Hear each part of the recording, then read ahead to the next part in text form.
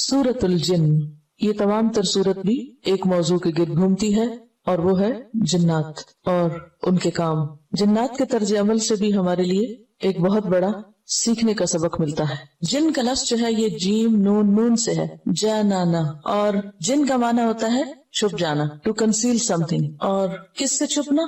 इंसान की हवास से छुपना, यानी इंसान के जो हवास खमसा है उनसे छुपी हुई चीज।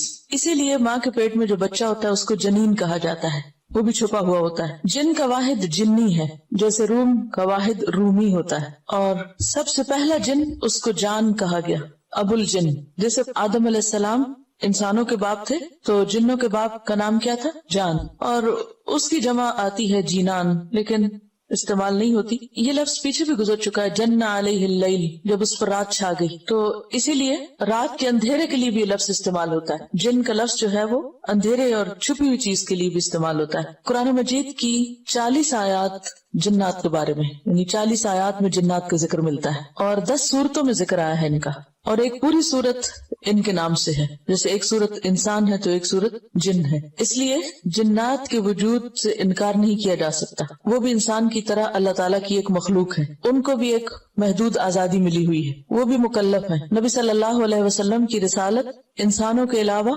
जिन्नात की तरफ भी थी। जब ये कहा गया ना वमा अरसलनाका इल्ला रहमतल लिल आलमीन, तो आलमीन में फिर सिर्फ इंसान नहीं बल्कि जिन भी शामिल है। इसीलिए आप सल्लल्लाहु अलैहि वसल्लम ने जिन्नात के मुतालबे पर उनको कुरान सुनाया। दुनिया की हर सोसाइटी में किसी न किसी शक्ल में जिन का कॉन्सेप्ट जरूर मौजूद, और हर शख्स के पास जिन्नात से मुतल्लिक कोई न कोई कहानी और कोई न कोई कहने की बात जरूर मिलेगी। बल्कि जिन्नात ऐसी मखलूक है जिनसे तारुफ बचपन से ही हो जाता है, यानी बच्चों को बहुत शुरू में ही जिन्नात का तारुफ होता है और आमतौर पर बच्चे एक दूसरे को तारुफ करा देते हैं और बहुत ही दिलपसंद टॉपिक या मशगला होता है। जिन्नात में आमतौर पर तो नाम जो है वो जिन ही है, लेकिन वो जिन्नात जो घरों में रहते हैं उनका नाम आमिर होता है, आमिर। और जो बच्चों से इंटरेक्ट करते हैं वो अरवाह कहलाते हैं। इसी तरह जो बहुत विकेट है वो शैतान है, और सरकश जिन मारिद कहलाते हैं। मजबूत तरीन इफरीत, काला इफरीत मिनल जिन्नी, बहुत ही कवि है कल और बहुत मजबूत, तो गोया उनके भी दर्जे हैं। फिर इसी तरह जो जिन्नात शरीर हैं जिनको शैतान कहा जाता है, तो उनकी भी कई किस्में हैं। मसलन उनमें से एक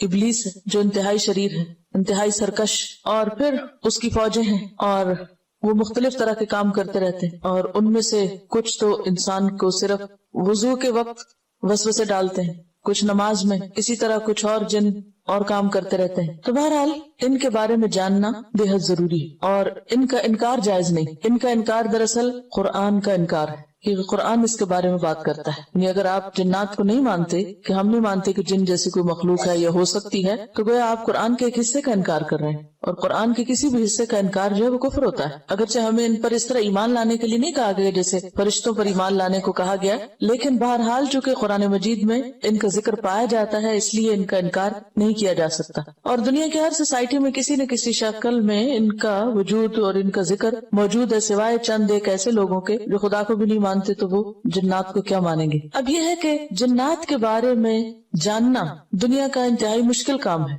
क्यों? छुपी हुई मखलूक है। जो चीज छुपी हुई हो उसके बारे में जानना आसान नहीं। हम इंसानों का हाल तो यह है कि जो चीज सामने हो वो भी नहीं पूरी तरह जानते। मैं आपको, आप मुझे नहीं पूरी तरह जानते, तो कहा यह कि हम उस मखलूक को जिसको हमने कभी देखा नहीं उसको जाने। तो इसलिए जिन्नात के बारे में बात करते वक्त बहुत मोहतात रहने की जरूरत है और महज सुनी सुनाई बातों पर और लोगों के बनाए हुए किस्से कहानियों पर अपने इल्म की बुनियाद नहीं रखनी चाहिए। हाँ, किसी का अगर कोई जाती एक्सपीरियंस है तो उसी के लिए, वो हमारे लिए हुज्जत नहीं है, या हम उस पर बेस करके अपने दीन या ईमान में कोई तब्दीली नहीं कर सकते। तो इसलिए इसमें बहुत एहतियात चाहिए। और चूंकि शैतान भी जिन्नों में से, कुरान कहता है काना मिनल जिन्नी फफसक़ अन अम्रि रब्बी, तो एक तरह से इंसान के ईमान के लिए खतरनाक भी है और इंसान के नेक अमाल में बाज़-औक़ात ये रुकावट भी है। और ये अलग बात है कि अल्लाह के इज़्न के बगैर कोई किसी को कुछ नुकसान नहीं दे सकता। तो इसलिए ना तो हमें इनका भूत सर पे सवार कर लेना चाहिए और इनसे डरना चाहिए, कोई जरूरत नहीं उनसे डरने की। हर इंसान के साथ जिन्नात मौजूद हैं शैतान की शक्ल में, और आप उनसे भाग के कहीं जा नहीं सकते, लेकिन शुक्र अल्लाह ने उनको छुपा के रखा है, इसलिए से हमें एहसास भी नहीं होता कि वो हमारे साथ हैं। और ना ही उनसे डर के, उनका खौफ खा के इंसान उनकी पूजा शुरू कर दे। दुनिया में इनके बारे में दो इंतहाई नजरियात पाए जाते हैं। कुछ लोग तो सिरे से इनको मानते नहीं اور کچھ لوگ ان کے بارے میں غلوب کا شکار ہیں اور وہ ان کو خدا مان لیتے ہیں یا ان کی عبادت شروع کر دیتے ہیں یا ان سے پناہ لینے لگتے ہیں. تو یہ دونوں رویے جو ہیں یہ درست نہیں ہے. درست کیا ہے, کرنا کیا چاہیے, کہاں تک رہنا چاہیے جو ہمیں قرآن نے یا نبی صلی اللہ علیہ وسلم نے بتا دیا, بس وہیں تک, کیونکہ یہ بھی علم غیب ہی سے ایک طرح سے تعلق رکھتے ہیں. یعنی جنات کے بارے میں علم جو ہے جو بتا دیا وہ تو بتا دیا گیا, لیکن جو نہیں معلوم اس کے بارے میں زیادہ تحقیق سے بھی بعض اوقات فائدہ کچھ نہیں. تو آئیے دیکھتے ہیں کہ قرآن مجید میں ان کا ذکر کس انداز سے پایا جاتا ہے. بسم اللہ الرحمن الرحیم. قل کہہ دیجئے اے محمد صلی اللہ علیہ وسلم, اوحیا وحی کی گئی, الیہ میری طرف, یعنی میں نے خود دیکھا نہیں, مجھے وحی کے ذریعے بتایا گیا. کیا بتایا گیا؟ انہو بے شک وہ, استمع غور سے سنا. ایک ہوتا ہے سمع اور ایک ہوتا ہے استماع. استماع کا معنی ہے توجہ سے سننا, غور سے سننا. غور سے سنا ہے کیا؟ قرآن. نفرن ایک جماعت نے, ایک گروہ نے. نفر کہتے ہیں 3 سے 10 تک کی جماعت کو, یعنی ان کی تعداد 3 اور 10 کے بیچ میں تھی. اور نفر اسم جمع ہے. اسم جمع کیا ہوتا ہے؟ جو دیکھنے میں واحد نظر آتا ہے لیکن ایک جماعت کو ریپرزینٹ کرتا ہے. مثلا قوم, قوم کی جمع کیا ہوتی ہے؟ اقوام. لیکن قوم ایک شخص کا نام نہیں ہوتا, قوم کے اندر بہت سے لوگ ہو سکتے ہیں. تو ایسے اسماء کو کیا کہتے ہیں؟ اسم جمع. تو نفر بھی اسم جمع ہے. نفرن ایک گروہ نے, من الجن جنوں میں سے, جنوں میں سے ایک گروہ نے غور سے قرآن سنا ہے. یہ بات مجھے وحی کے ذریعے پتہ چلی ہے اور مجھے کہا گیا ہے کہ میں آگے دوسرے لوگوں کو بھی بتا دوں کہ ایسا ہوا ہے. فقالو تو انہوں نے کہا, کنہوں نے؟ جنوں نے. انا سمعنا بے شک ہم نے سنا ہے. کیا؟ قرآنن قرآن.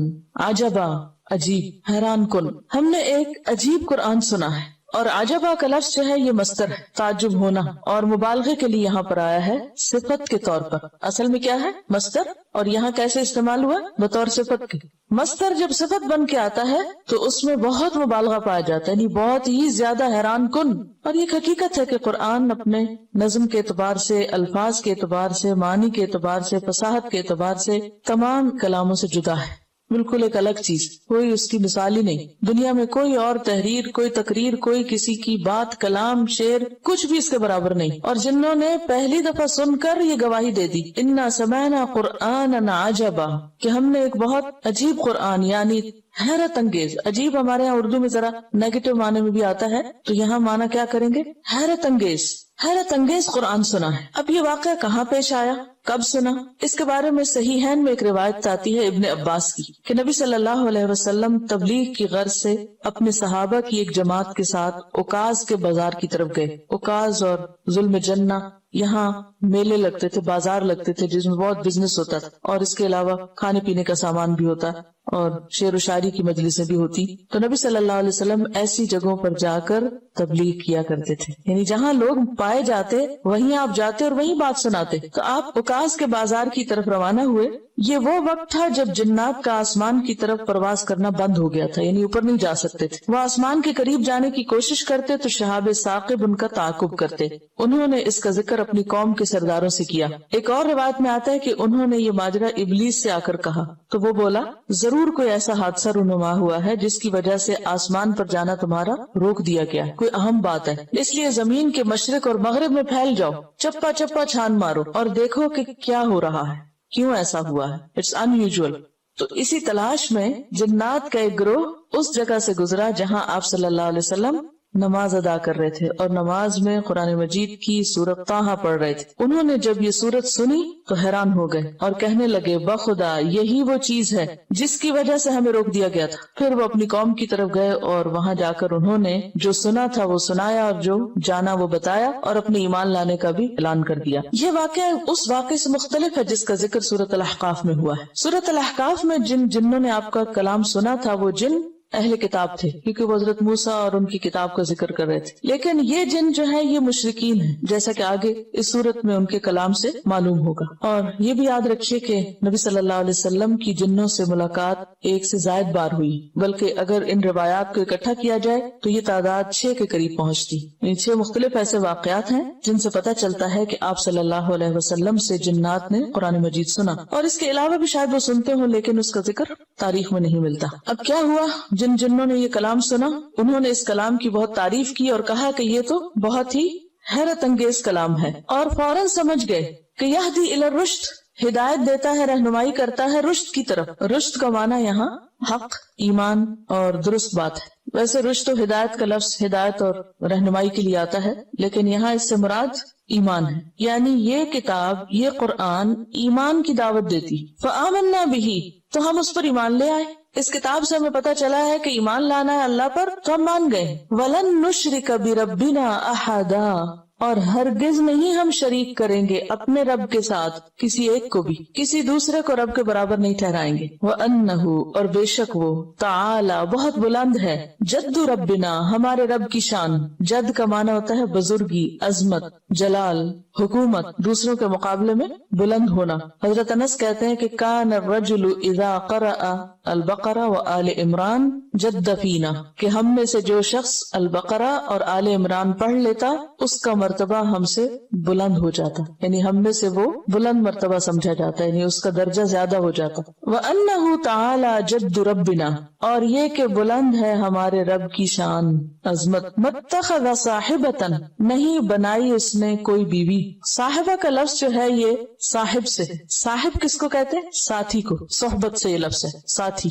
دوست. تو بیوی کو صاحبہ کیوں کہا گیا؟ اور ہمارے اردو میں فلاں صاحب اور فلاں صاحبہ، تو وہ صرف ساتھی کے معنوں میں، یا جیسے ہم کہتے ہیں نا سسٹر فلان، یا آپ اس معنی میں سمجھیے، یعنی آنر دینے کے لیے یا عزت دینے کے لیے. اور صاحبہ کا لفظ جو ہے یہ اس میں دوستی کا معنی بھی پایا جاتا ہے اور عزت اور آنر کا معنی بھی. اور عربی میں یہ لفظ بیوی کے لیے استعمال ہوتا ہے، زوجہ کی طرح ہے. اور بیوی چونکہ ساتھی بھی ہوتی ہے، دوست بھی ہوتی ہے. تو متخذ صاحبۃ، نہیں اس نے بنایا بیوی، یعنی اللہ کی کوئی بیوی نہیں ہے. ولا ولدا، اور نہ کوئی اولاد. اللہ کی نہ بیوی ہے نہ بچے ہیں، عام زبان میں جیسے ہم کہتے ہیں. وہ ان چیزوں سے بہت اونچا ہے، بہت بلند ہے. یہ انسانوں کی کمزوریاں، انسانوں کو ضرورت ہوتی ہے سہاروں کی، بیوی کی، پھر بچوں کی، لیکن اللہ کو ایسی کوئی ضرورت نہیں ہے. اس لیے اس نے کسی کو اپنی بیوی نہیں بنایا اور نہ بچے بنایا. وَأَنَّهُ، اور بے شک وہ بات یہ ہے کہ کانا ہے، یقول کہتے، سفیہنا، ہمارے نادان. سفیہ کا لفظ بہت دفعہ آپ پڑھ چکے ہیں، صفحا اس کی جمع ہے، سفہا اس کا ماضی ہے، اور سفیہ ہوتا ہے جاہل. اصل میں صفاحت میں ہلکا پن پایا جاتا ہے. جیسا کہ جو کوئی پیٹ کا ہلکا ہوتا ہے نا، تو وہ کیا کرتا ہے؟ بے سوچے سمجھے بولتا چلا جاتا ہے، یعنی جس میں کوئی ڈیپتھ نہیں ہوتی، کوئی گہرائی نہیں ہوتی، کوئی غور و فکر نہیں ہوتا، تو اس کو کیا کہتے ہیں؟ ناسمجھ، بے وقوف، احمق. تو کانا یقول سفیہنا، ہمارے سفیہ یا احمق، نادان، ہمارا نادان کہتا ہے. اور اشارہ ہے کس کی طرف؟ ابلیس کی طرف. علی اللہ، اللہ کے بارے میں، شططا، حد سے بڑی ہوئی بات، بہت غلط باتیں کہی اس نے. کیونکہ شیطان کا یا ابلیس کا جو مکالمہ ہے سورۃ الاعراف میں آپ پڑھ چکے ہیں تفصیل سے، اس کے بعد بھی ذکر آتا ہے. تو اس میں اللہ سبحانہ وتعالیٰ کے ساتھ بہت روڈلی بات کر رہا ہے. فَبِمَا أَغْوَيْتَنِي، تو نے مجھے گمراہ کیا. اور اسی طرح اور بھی جو باتیں کرتا ہے وہ کوئی سمجھداری کی باتیں نہیں. آپ دیکھیے کہ جو شخص کسی کی عزت کرتا ہے وہ دراصل اپنی عزت کرتا ہے. کیوں کہتے ہیں کہ اپنی عزت اپنے ہاتھ میں ہوتی؟ جب آپ کسی کو عزت دیتے ہیں تو دراصل دوسرے کے دل میں اپنی عزت اور جگہ اور مقام بناتے ہیں. اور اگر آپ کسی کی بے عزتی کرنے پہ تل جائیں تو دراصل اپنی عزت کو بھی نیلام کر رہے ہوتے ہیں. تو یہاں پر ابلیس نے جو کچھ اللہ سبحانہ وتعالیٰ کی شان میں، اتنی بلند ہے اس کی شان جس کا یہ اعتراف بھی کر رہے ہیں، تعالی جد ربنا. اور ہم بھی ہر نماز میں شروع میں جو دعا پڑھتے ہیں اس میں الفاظ ادا کرتے ہیں، وتعالی جد کا، اقرار کرتے ہیں کہ اللہ تیری شان بہت بلند ہے. تو یہاں بھی اللہ کی شان تو بلند ہے، لیکن جو لوگ اللہ کی عظمت نہیں پہچانتے، اللہ کی قدر نہیں جانتے، وہ اللہ کے بارے میں ناروا باتیں کرتے ہیں. اور ایسے سارے لوگ کیا ہیں؟ ناسمجھ ہیں. اور سب سے پہلے اس ناسمجھی کا ثبوت ابلیس نے دیا تھا، کیونکہ فرشتے تو بہت ادب احترام کے ساتھ بات کر رہے تھے اللہ تعالیٰ. وَنَحْنُ نُسَبِّحُ بِحَمْدِكَ وَنُقَدِّسُ لَكَ، اس کے مقابلے میں ابلیس نے غلط قسم کی باتیں کی. تو چونکہ یہاں صفیح واحد ہے، وَأَنَّهُ کانا بھی واحد ہے، یقول بھی واحد ہے، صفیح بھی واحد ہے، تو اس لیے مراد اس سے ابلیس ہے. اور پھر ابلیس کے بعد اس کے فالوور سارے ہی آ جاتے ہیں اس میں، عمومی معنی میں سارے ہی ایسے ہیں جو بھی ایسی بات کرے. وَأَنَّهُ كَانَ يَقُولُ سَفِيهُنَا عَلَى اللَّهِ شَطَطًا، اور بے شک ہمارا احمق یا نادان اللہ کے بارے میں حد سے بڑھی ہوئی باتیں کرتا ہے. شطط کہتے ہیں حد سے آگے بڑھنے کو. اب یہ ساری گفتگو جنات کی ہے، جس کو وحی کے ذریعے آپ صلی اللہ علیہ وسلم تک پہنچایا گیا اور آپ نے اسے پھر ہم تک پہنچایا، یعنی بات پہلے آپ کو بتائی گئی پھر آپ نے آگے بتائی. تو ہمیں پتا چلا کہ جنات نے قرآن سن کر کن خیالات کا اظہار کیا، اپنے کون سے تاثرات بیان کیے. جیسے آپ لوگ بھی قرآن سنتے ہیں، کوئی سورت پڑھتے ہیں، تو پھر آپ گھر جا کر یا راستے میں یا کسی سے فون پر یا لکھ کر کچھ تاثرات کا اظہار کرتے ہیں یا نہیں. ہر ایک اپنے اپنے کیپیسٹی، اپنے اپنے ظرف کے مطابق کرتا ہے. کچھ لوگ جنات کی طرح جن ہوتے ہیں اور وہ فوراً کیا کرتے ہیں. ہاں یہ بھی یاد رہے کہ جن کا لفظ جو ہے انسانوں کے لیے بھی استعمال ہوتا ہے جو بہت تیز ترار ہو. یعنی ڈکشنری میں جن کا اطلاق ان انسانوں پر بھی ہوتا ہے کہ جو بہت تیز کام کرے اور بہت ایکٹیو ہوں اور بہت انتھک کام کریں اور یعنی بہت قوت ہو جن میں. تو کچھ انسان ہوتے ہیں جنات کی طرح اور ان کو کہتے بھی فلاں شخص تو جن ہے، جنوں کی طرح کام کرتا ہے. جیسے ملائکہ کے بارے میں ایک تاثر ہے بہت نیک اور شریف ہوتے ہیں، اسی طرح جنات کا ایک تاثر ہے کہ بہت قوت والے ہوتے ہیں اور بہت ہوشیار ہوتے ہیں اور تیز ہوتے ہیں اور جلدی کام کرتے ہیں اور بہت زیادہ کام کرتے ہیں. اور واقعی آپ دیکھیں کہ پہلی دفعہ قرآن سن کے سارا مطلب سمجھ گئے اور اس کی گہرائی میں پہنچ گئے اور اس کی مراد سمجھ گئے، اور پھر اللہ سبحانہ وتعالیٰ کو ان کی بات اتنی پسند آئی کہ وہ بات، وہ تاثرات آگے بیان کیے گئے اور پھر ہم تک پہنچائے گئے. تو ایک اچھی بات جو ہوتی ہے، یعنی بیسیکلی کیا ہے، یہ قرآن کے بارے میں جنات کے خیالات کا اظہار ہے یا قرآن کی تعلیم کے بارے میں. تو اس سے یہ بات بھی پتہ چلتی ہے کہ قرآن سن کے سو نہیں جانا چاہیے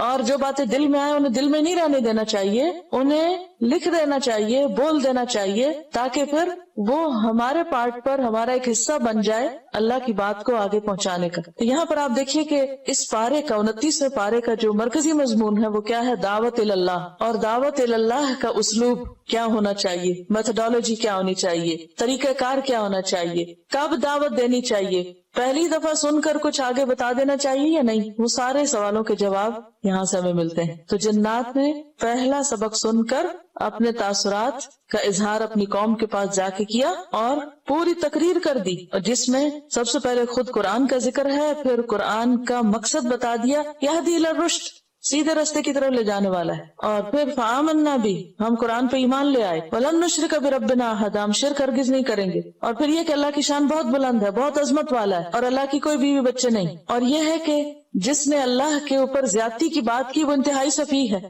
انتہائی بے وقوف ہے، اور وہ اس کو ڈسون کر رہے ہیں اور منکر کو کھل کے منکر کہہ رہے ہیں کہ وہ سفیہ ہے. اب آپ دیکھیے کہ شیطان جو ابلیس اب سرکش، انتہائی سرکش، اس کے بارے میں کیا کرے؟